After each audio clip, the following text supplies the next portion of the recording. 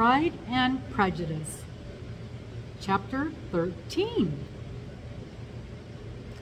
"I hope, my dear," said Mr. Bennet to his wife, as they were at breakfast the next morning, "that you have ordered a good dinner today, because I have reason to expect an addition to our family party." "What do you mean, my dear? I know of nobody that is coming, I am sure, unless Charlotte Lucas should happen to call in, and I hope my dinners are good enough for her. I do not believe she often sees such at home." "The person of whom I speak is a gentleman and a stranger."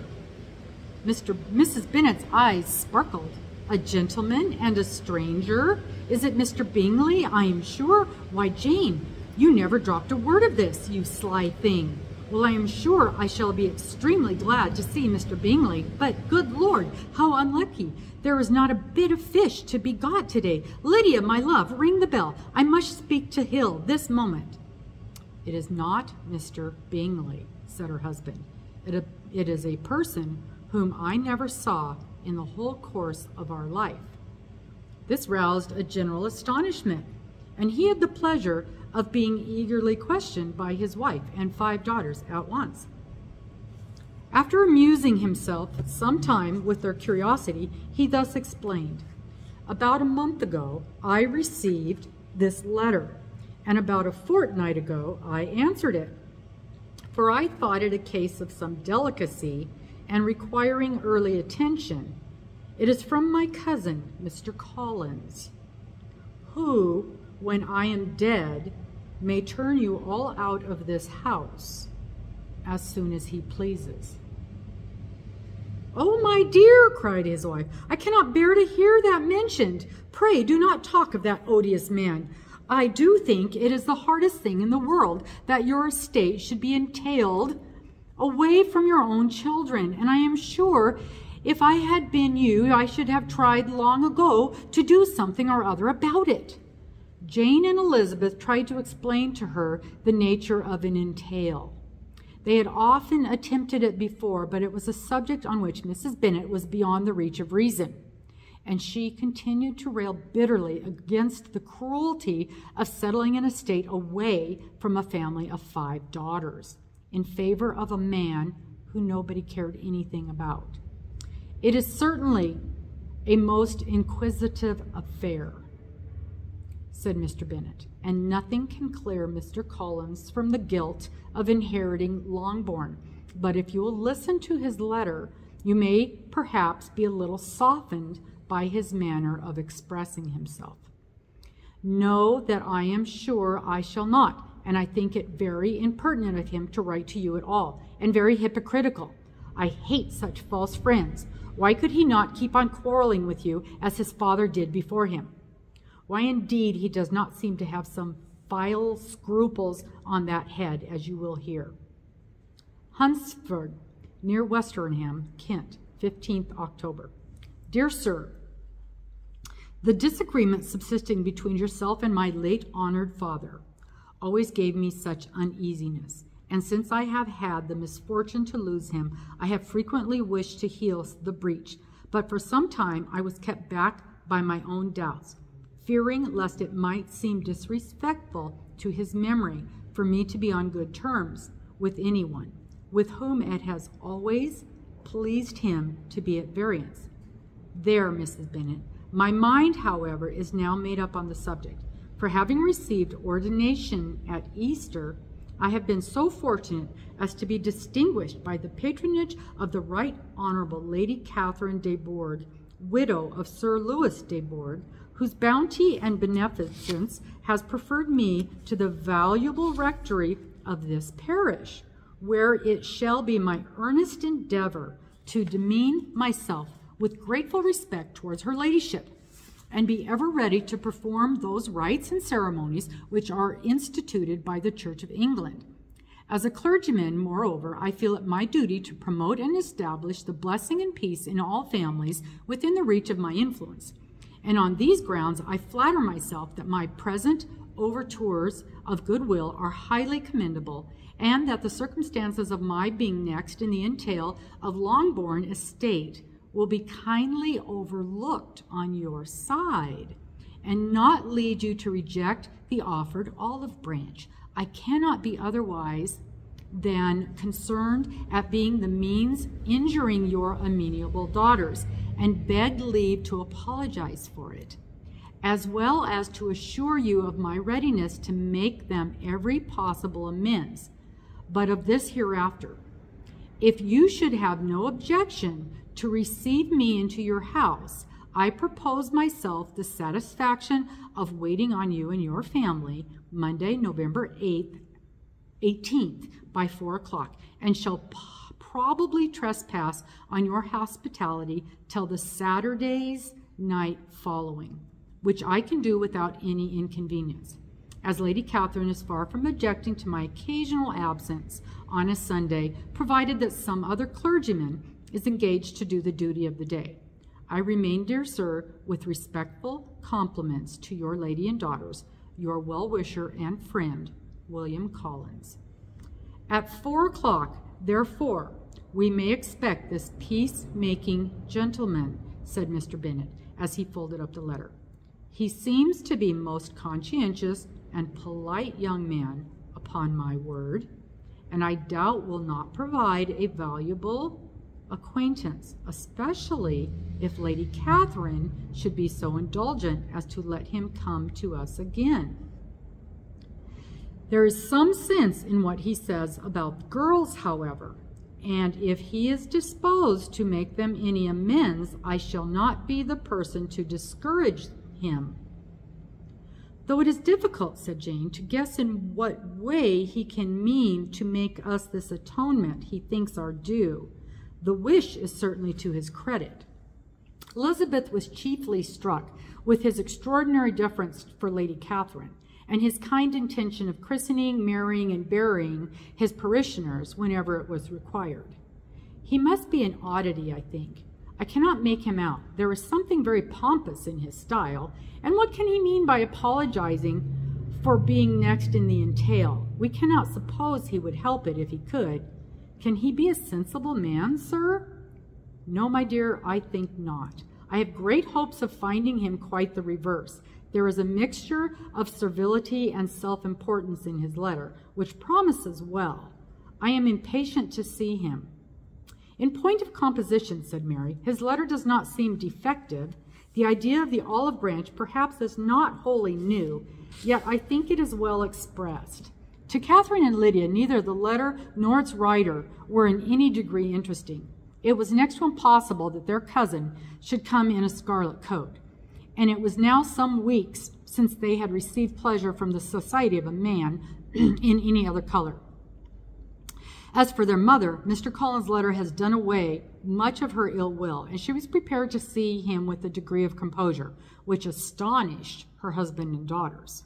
Mr. Collins was punctual to his time and was received with great politeness by the whole family. Mr. Bennet indeed said little, but the ladies were ready enough to talk, and Mr. Collins seemed neither in need of encouragement nor inclined to be silent himself. He was a tall, heavy-looking young man of 25. His air was grave and stately, and his manners were very formal.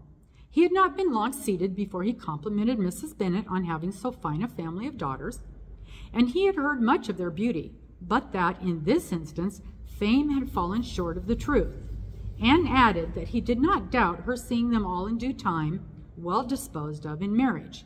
This gallantry was not much to the taste of some of the bearers, but Mrs. Bennet, who quarreled with no compliments, answered most readily, "You are very kind, sir, I am sure, and I wish with all my heart it may prove so, for who else they will be destined enough.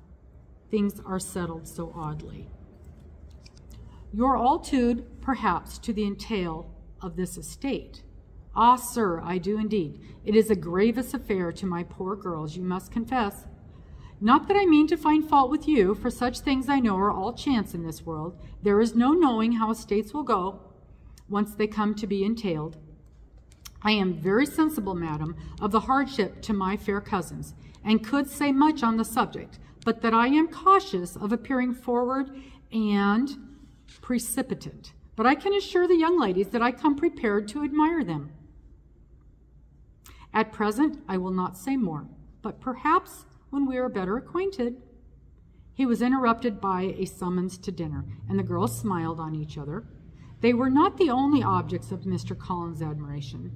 The hall, the dining room, all of its furniture were examined and praised, and his commendation of every other thing would have touched Mrs. Bennet's heart, but for the mortifying supposition of his viewing it all as his own future property. The dinner, too, in its turn, was highly admired, and he begged to know to which of his fair cousins the excellence of its cookery was owing. But here he was set right by Mrs. Bennet, who assured him with some asperity that they were well able to keep a good cook, and that her daughters had nothing to do with the kitchen. He begged pardon for having displeased her. In a softened tone, he declared herself not to be offended, but he continued to apologize for about a quarter of an hour. Chapter 14. During dinner, Mr. Bennet scarcely spoke at all, but when the servants were withdrawn, he thought it time to have some conversation with his guest, and therefore started a subject in which he expected him to shine, by observing that he seemed very fortunate in his patroness. Lady Catherine de Bourgh's attention to his wishes and consideration for his comfort appeared very remarkable. Mr. Bennet could not have chosen better. Mr. Collins was eloquent in her praise. The subject elevated him to more than usual solemnity of manner, and was a most important aspect. He protested that he had never in his life witnessed such behavior in a person of rank, such affability and condescension he had himself experienced from Lady Catherine. She had been graciously pleased to approve of both the discourses, which he had already had the honor of preaching before her. She had also asked him twice to dine at Rossing's, and had sent for him only the Saturday before to make up her pool of quadrille in the evening. Lady Catherine was reckoned proud by many people he knew, but he had never seen anything but affability in her. She had always spoken to him as she would to any other gentleman. She made not the smallest objection to his joining in the society of the neighborhood, nor to his leaving his parish occasionally for a week or two to visit his relations. She had even condescended to advise him to marry as soon as he could, provided he chose with discretion, and had once paid him a visit to his humble parsonage, where she had perfectly approved all the alterations he had been making, and had even vouchsafed to suggest some herself, some shelves in the closets upstairs. "That is all very proper and civil, I am sure," said Mrs. Bennet, "and I dare say she is a very agreeable woman. It is a pity that great ladies in general are not more like her. Does she live near you, sir? The garden in which she stands, my humble abode, is separated only by a lane from Rossing's Park." "Her ladyship's residence." "I think you said she was a widow, sir. Has she any family?" "She has only one daughter, the heiress of Rossing's, and a very extensive property." "Ah," cried Mrs. Bennet, "then she is better off than many girls. And what sort of young lady is she? Is she handsome?" "She is the most charming young lady indeed. Lady Catherine herself says that in point of true beauty. Miss de Bourgh is far superior to the handsomest of her sex, because there is that in her features which marks the young woman of distinguished birth. She is unfortunately of a sickly constitution, which has prevented her making that progress in many accomplishments, which she could not otherwise have failed of, as I am informed by the lady who superintended her education, and who still resides with them. But she is perfectly amiable, and often condescends to drive by my humble abode in her little phaeton and ponies." "Has she been presented? I do not remember her name among the ladies at court." "Her indifferent state of health unhappily prevents her being in town, and by that means, as I told Lady Catherine myself one day, has deprived the British court of its brightest ornament. Her ladyship seemed pleased with the idea, and you may imagine that I am happy on every occasion to offer those little delicate compliments which are always acceptable to ladies. I have more than once observed to Lady Catherine that her charming daughter seemed born to be a duchess, and that the most elevated rank, instead of giving her consequence, would be adorned by her. These are the kind of little things which please her ladyship, and it is a sort of attention which I conceive myself particularly bound to pay. You judge very properly, said Mr. Bennet, and it is happy for you that you possess the talent of flattering the delicacy. May I ask whether these pleasing attentions proceed from the impulse of the moment, or are they the result of previous study? They arise chiefly from what is passing at the time, and though I sometimes amuse myself with suggesting and arranging such little elegant compliments as may be adapted to ordinary occasions, I always wish to give them as unstudied an air as possible. Mr. Bennet's expectations were fully answered. His cousin was as absurd as he had hoped, and he listened to him with the keenest enjoyment, maintaining at the same time the most resolute composure of countenance, and, except in an occasional glance at Elizabeth, requiring no partner in his pleasure. By tea time, however, the dose had been enough, and Mr. Bennet was glad to take his guest into the drawing room again, and when tea was over, glad to invite him to read aloud to the ladies. Mr. Collins readily assented, and a book was produced, but on beholding it, for everything announced it to be from a circulating library, he started back, and begging pardon, protested that he had never read novels. Kitty stared at him, and Lydia exclaimed. Other books were produced, and after some deliberation he chose Fordyce's Sermons. Lydia gasped as he opened the volume, and before he had, with very monotonous solemnity, read 3 pages, she interrupted him. Do you know, Mamma, that my Uncle Phillips talks of turning away Richard, and if he does, Colonel Forster will hire him. My aunt told me so herself on Saturday. I shall walk to Meryton tomorrow to hear more about it, and to ask when Mr. Denny comes back from town. Lydia was bid by her 2 eldest sisters to hold her tongue, but Mr. Collins, much offended, laid aside his book and said, I have often observed how little young ladies are interested by books of a serious stamp, though written solely for their benefit. It amazes me, I confess, for certainly there can be nothing so advantageous to them as instruction. But I will no longer importune my young cousin. Then turning to Mr. Bennet, he offered himself as antagonist as backgammon. Mr. Bennet accepted the challenge, observing that he acted very wisely in leaving the girls to their own trifling amusements. Mrs. Bennet and her daughters apologized most civilly for Lydia's interruption and promised that it should not occur again if he would resume his book. But Mr. Collins, after assuring them that he bore his cousin no ill will and should never resent her behavior as an affront, seated himself at another table with Mr. Bennet and prepared for backgammon. Chapter 15.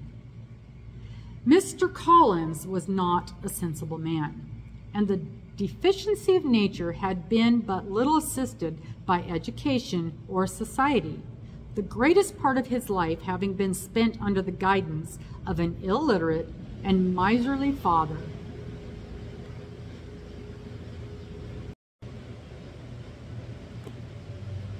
And though he belonged to one of the universities, he had merely kept the necessary terms without forming at it any useful acquaintance. The subjection in which his father had brought him up had given him originally great humility in manner, but it was now a good deal counteracted by the self-conceit of a weak head living in retirement and the consequential feelings of early and unexpected prosperity. A fortunate chance had recommended him to Lady Catherine de Bourgh when the living of Hunsford was vacant, and the respect which he felt for her high rank and his veneration for her as his patroness mingled with a very good opinion of himself and of his authority as the clergyman and his rights as a rector made him altogether a mixture of pride and obliqueness, self-importance, and humility. Having now a good house and a very sufficient income, he intended to marry.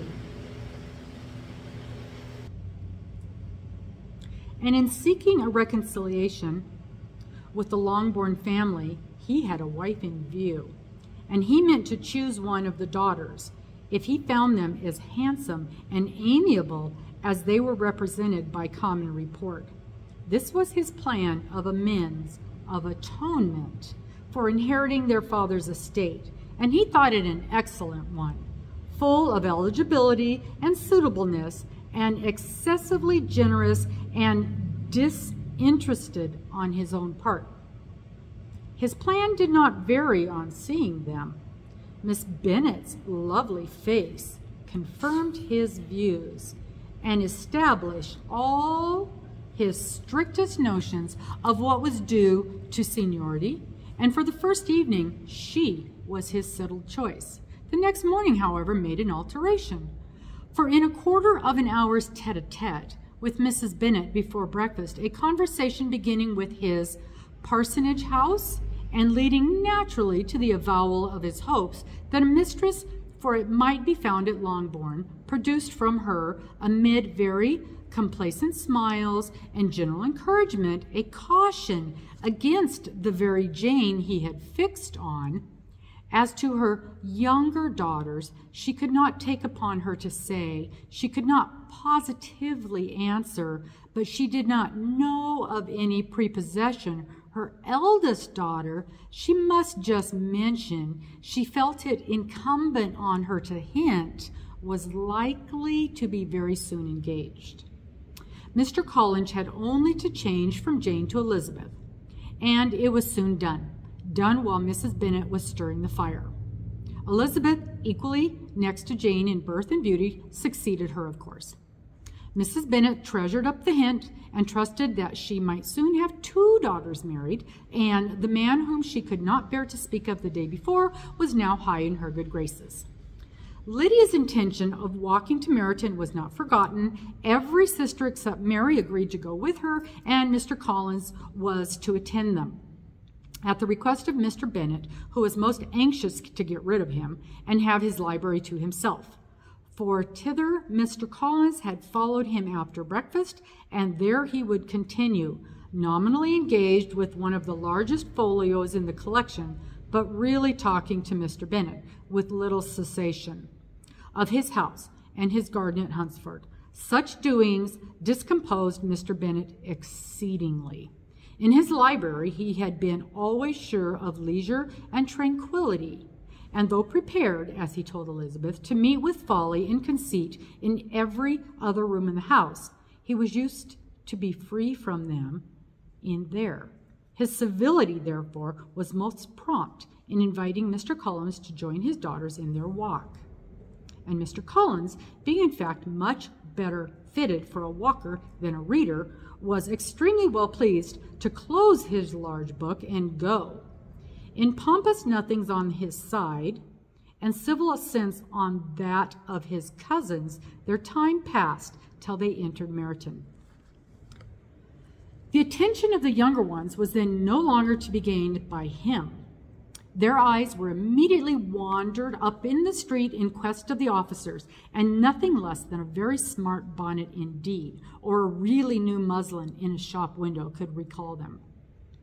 But the attention of every lady was soon caught by a young man whom they had never seen before, of most gentlemanlike appearance, walking with an officer on the other side of the way. The officer was the very Mr. Denny, concerning whose return from London Lydia came to inquire, and he bowed as they passed, All were struck with the stranger's air. All wondered who he could be, and Kitty and Lydia, determined if possible to find out, led the way across the street under the pretense of wanting something in an opposite shop, and fortunately had just gained the pavement when the two gentlemen turned back had reached the same spot.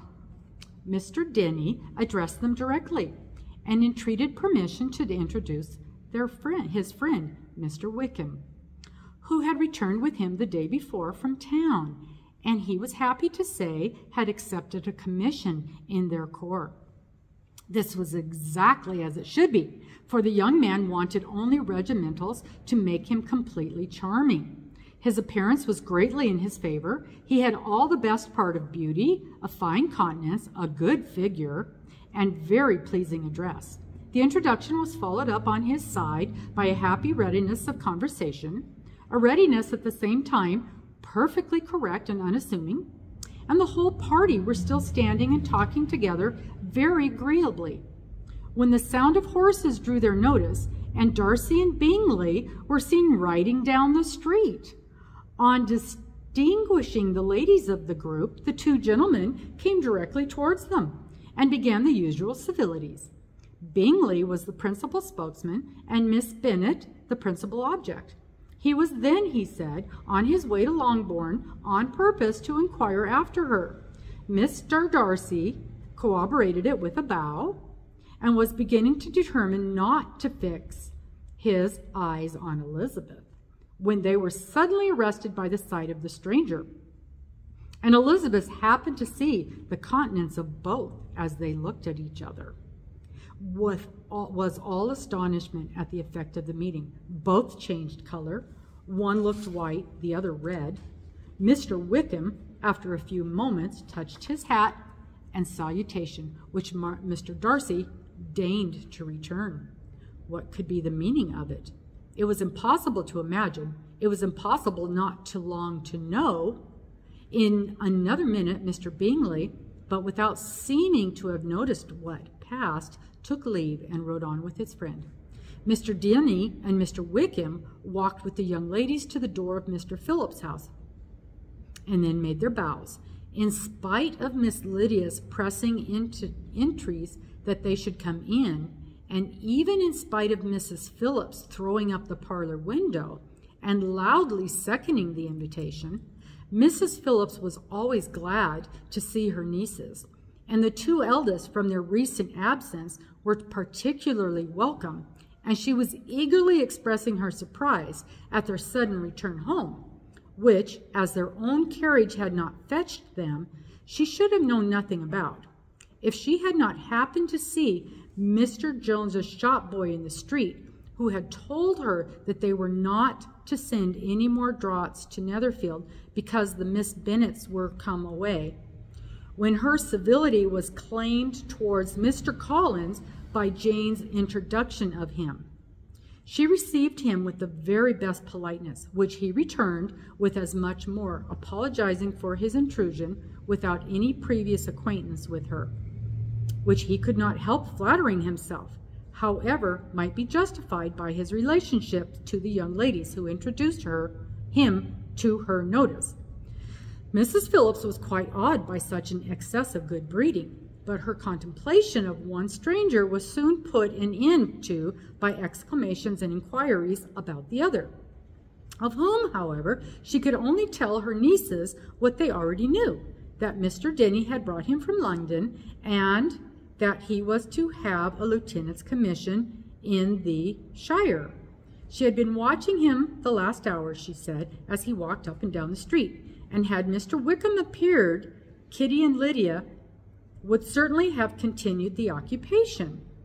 But unluckily no one passed the windows now except a few officers, who, in comparison with the stranger, were become stupid, disagreeable fellows. Some of them were to dine with the Phillipses the next day, and their aunt promised to make her husband call on Mr. Wickham and give him an invitation. Also, if the family from Longbourn would come in the evening. This was agreed to, and Mrs. Phillips protested that they would have a nice, comfortable, noisy game of lottery tickets and a little bit of hot supper afterwards. The prospect of such delights was very cheering, and they parted in mutual good spirits. Mr. Collins repeated his apologies in quitting the room, and was assured with unweary civility that they were perfectly needless. As they walked home, Elizabeth related to Jane what she seen pass between the two gentlemen. But though Jane would have defended either or both, had they appeared to be wrong, she could no more explain such behavior than her sister. Mr. Collins, on his return, highly gratified Mrs. Bennet by admiring Mrs. Phillips' manners and politeness. He protested that except Lady Catherine and her daughter, he had never seen a more elegant woman, for she had not only received him with the utmost civility, but had even pointedly included him in her invitation for the next evening, although utterly unknown to her before, something he supposed might be attributed to his connection with them, but yet he had never met with so much attention in the whole course of his life.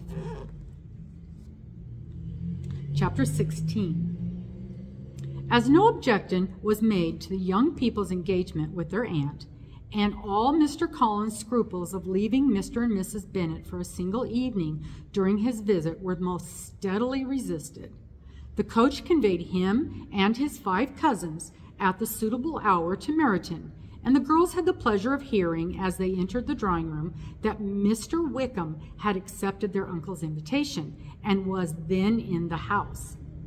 When this information was given, and they had all taken their seats, Mr. Collins was at leisure to look around him and admire. And he was so much struck with the size and furniture of the apartment that he declared he might almost have supposed himself in the small summer breakfast parlor at Rossing's, a comparison that did not at first convey much gratification. But then Mrs. Phillips understood from him what Rossing's was, and who its proprietor, when she had listened to the description of only one of Lady Catherine's drawing rooms, and found that the chimney piece alone had cost £800. She felt all the force of the compliment, and would hardly have resented a comparison with the housekeeper's room. In describing to her all the grandeur of Lady Catherine and her mansion, with occasional digressions in praise of his own humble abode and the improvements it was receiving, he was happily employed until the gentlemen joined them, and he found in Mrs. Phillips a very attentive listener, whose opinion of his consequence increased with what she heard, and who was resolving to retail it all among her neighbors as soon as she could. To the girls, who could not listen to their cousin, who had nothing to do but to wish for an instrument and examine their own indifferent imitations of china on the mantelpiece, the interval of waiting appeared very long. It was over at last, however. The gentleman did approach, and Mr. Wickham walked into the room. Elizabeth felt that she had neither been seeing him before nor thinking of him since with the smallest degree of unreasonable admiration. The offers of the shire were in general a very credible, gentlemanlike set, and the best of them were of the present party. But Mr. Wickham was as far beyond them all in person, countenance, air, and walk as they were superior to the broad-faced, stuffy Uncle Phillips, breathing port wine, who followed them into the room.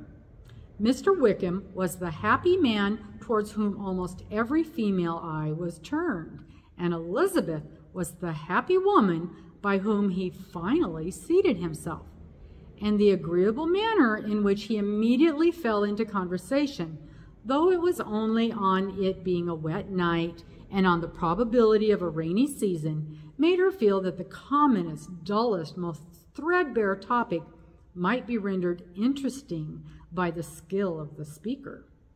With such rivals for the notice of the fair as Mr. Wickham and the officers, Mr. Collins seemed likely to sink into insignificance. To the young ladies he certainly was nothing, but he had still at intervals a kind listener in Mrs. Phillips, and was, by her watchfulness, most abundantly supplied with coffee and muffins. When the card tables were placed, he had an opportunity of obligating her in return by sitting down to whist. "I know little of the game at present," he said, "but I shall be glad to improve myself, for in my situation in life—" Mrs. Phillips was very thankful for his compliment, but could not wait for his reason.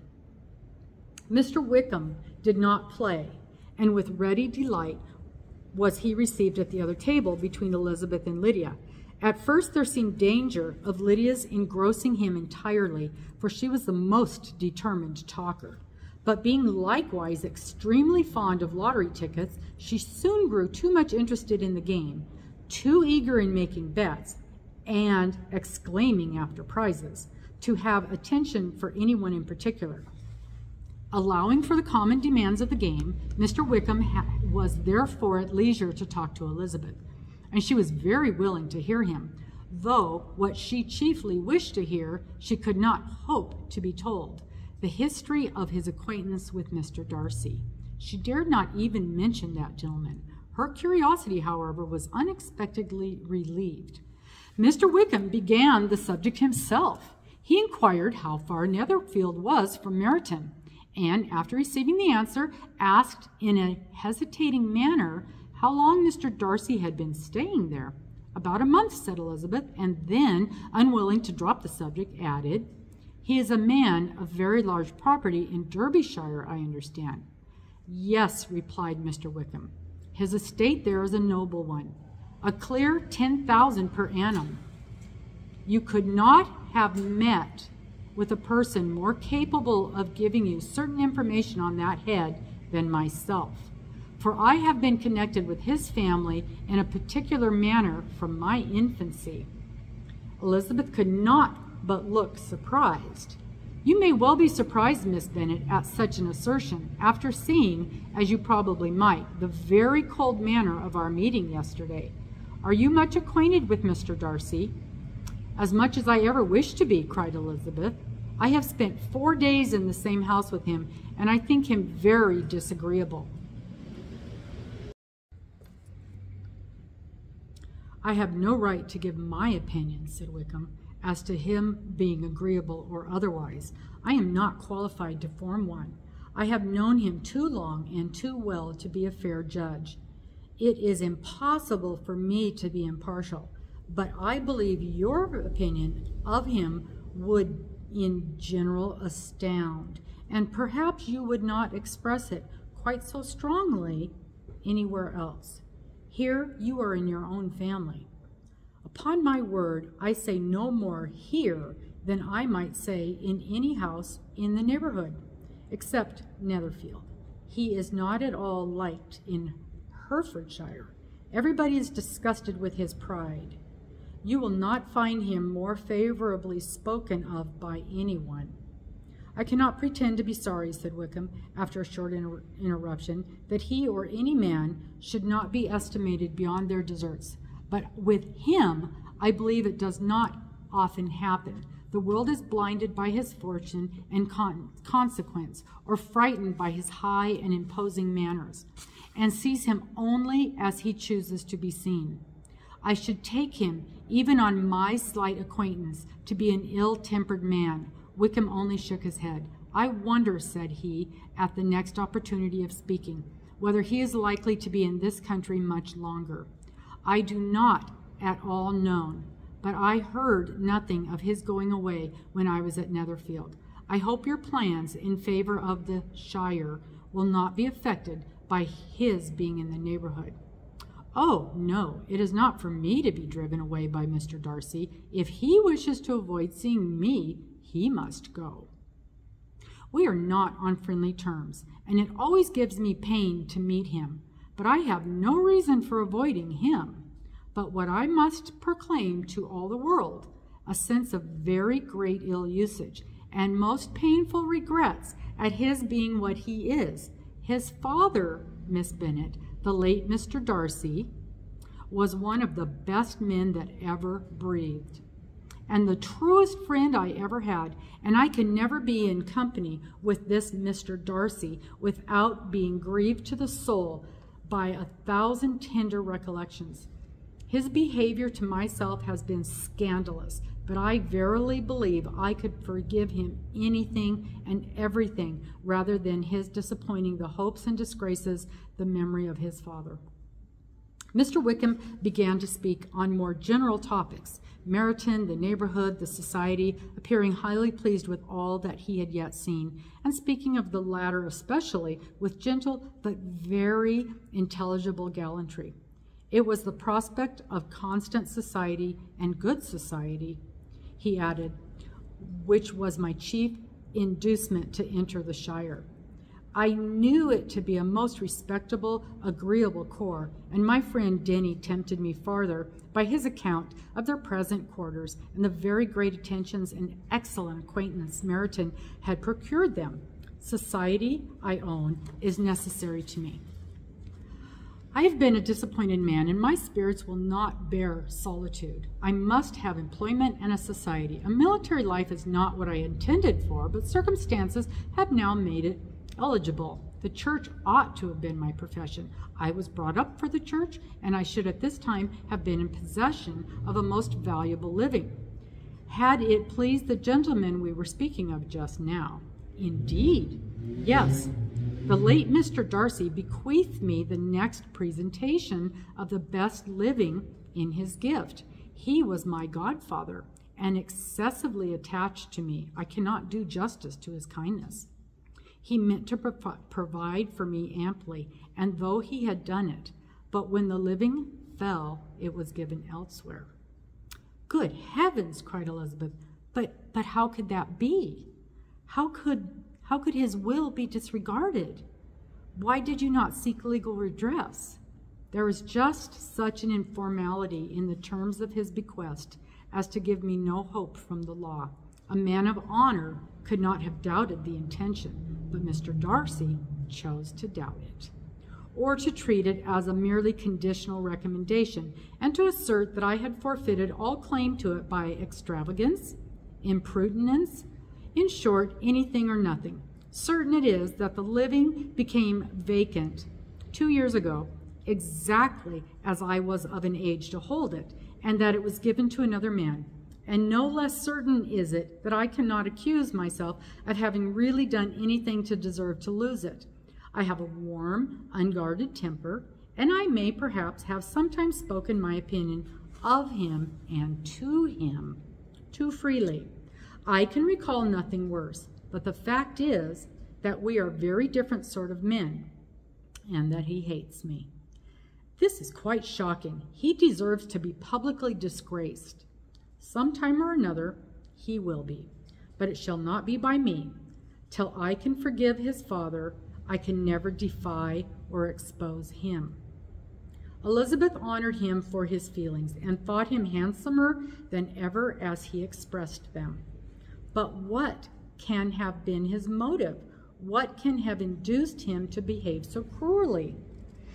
A thorough, determined dislike of me, a dislike which I cannot but attribute to some measure of jealousy. Had the late Mr. Darcy liked me less, his son might have borne with me better, but his father's uncommon attachment to me irritated him, I believe, very early in life. He had not a temper to bear the sort of competition in which we stood, the sort of preference which he offered give me. I had not thought Mr. Darcy so bad as this. Though I have never liked him, I had not thought so very ill of him. I had supposed him to be despising his fellow creatures in general, but did not suspect him of descending to such malicious revenge, such injustice, such inhumanity as this.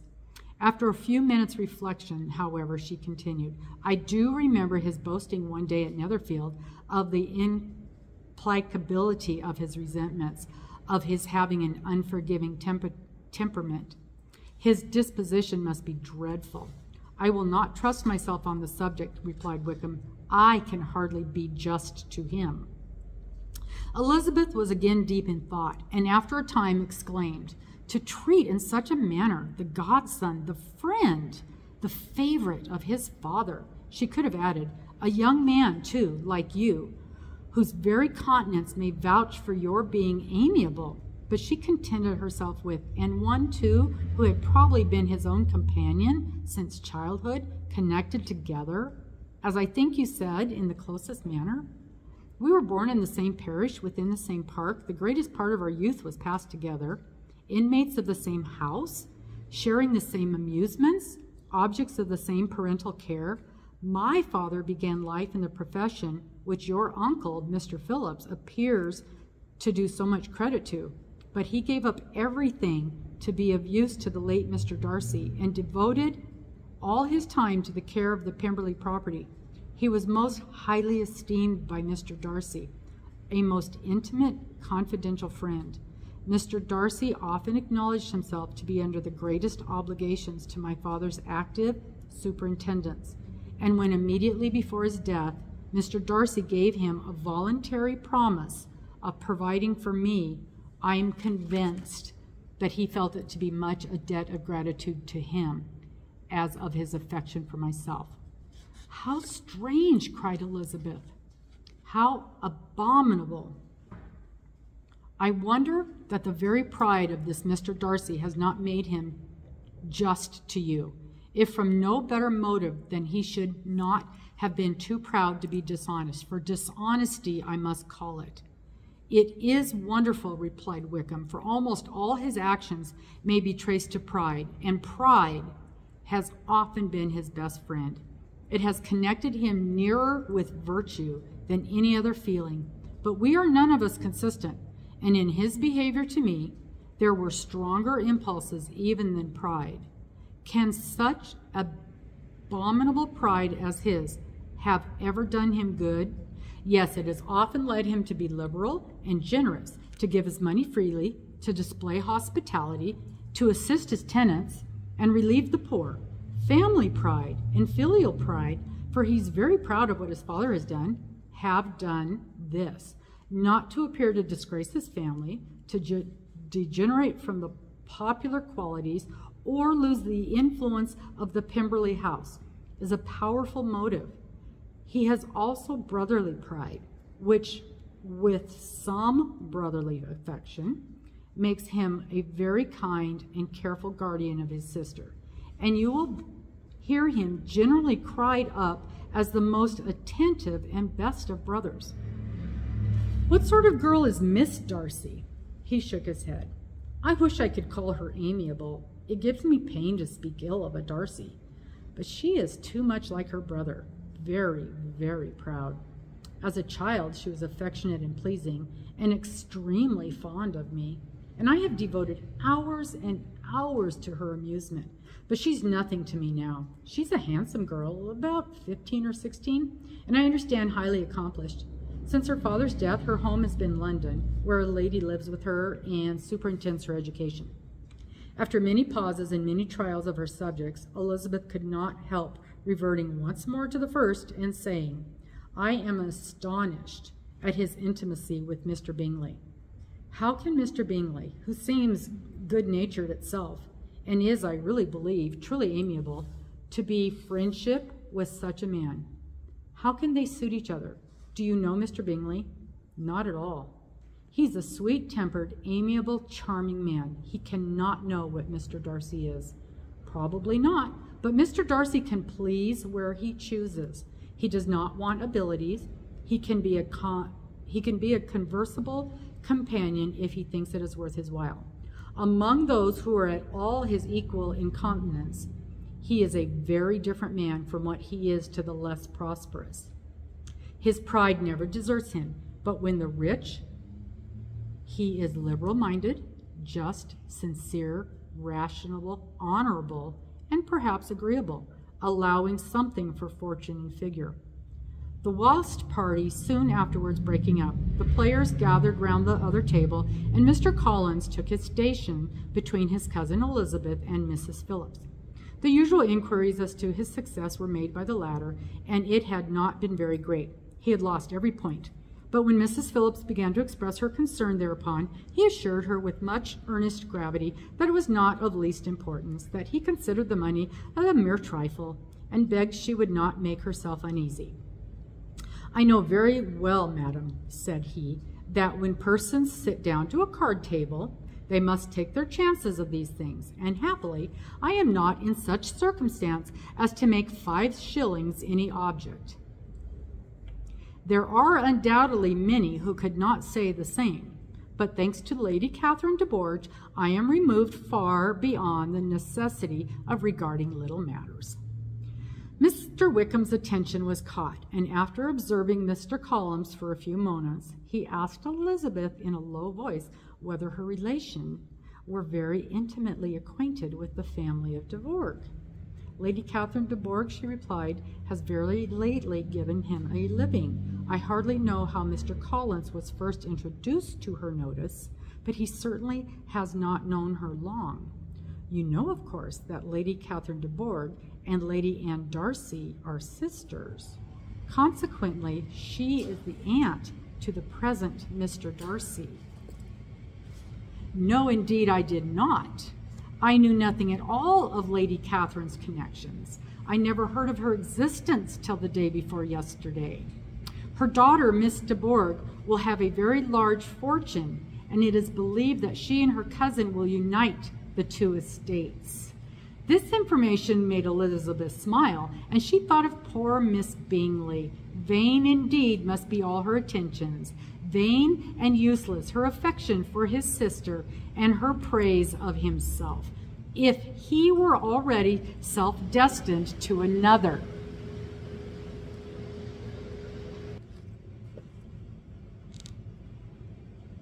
Mr. Collins, said she, speaks highly both of Lady Catherine and her daughter, but from some particulars that he has related of her ladyship, I suspect his gratitude misleads him, and that in spite of her being his patroness, she is an arrogant, conceited woman. I believe her to be both in the great degree, replied Wickham. I have not seen her for many years, but I very well remember that I never liked her, and that her manners were dictatorial and insolent. She has the reputation of being remarkably sensible and clever, but I rather believe she derives part of her abilities from her rank and fortune, part from her authoritative manner, and the rest from her pride of her nephew, who chooses that everyone connected with him should have an understanding of the first class. Elizabeth allowed that he had given a very rational account of it, and they continued talking together with mutual satisfaction till supper put an end to cards and gave the rest of the ladies their share of Mr. Wickham's attentions. There could be no conversation in the noise of Mrs. Phillips's supper party, but his manners recommended him to everybody. Whatever he said was said well, and whatever he did, done gracefully. Elizabeth went away with her head full of him. She could think of nothing but Mr. Wickham, and of what he had told her all the way home. But there was not time for her even to mention his name as they went, for neither Lydia nor Mr. Collins were once silent. Lydia talked incessantly of lottery tickets, of the fish she had lost and the fish she had won, and Mr. Collins, in describing the civility of Mr. and Mrs. Phillips, protesting that he did not in the least regard his losses at whist, enumerating all the dishes at supper, and repeatedly fearing that he crowed his cousins, had more to say than he could well manage before the carriage stopped at Longbourn House. That's it for today. We'll see you next week.